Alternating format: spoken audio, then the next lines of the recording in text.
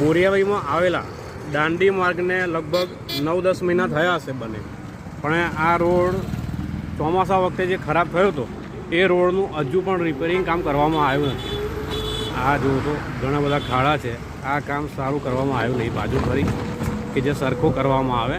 અને આગળ બીજું જોશો તમે કે આ જે દાંડી માર્ગ આખો બનેલો છે, પણ આ જે દાંડી માર્ગ જે કહેવાય છે, આ દાંડી માર્ગ આ બાજુ જે બનેલો છે, પણ જે દાંડી માર્ગ પછી જે બોરિયાવી જે બ્રિજની બાજુમાં જે રોડ આવે એ રોડ બિલકુલ ભંગાર હાલતમાં છે, એ વર્ષોથી ખરાબ હાલતમાં છે.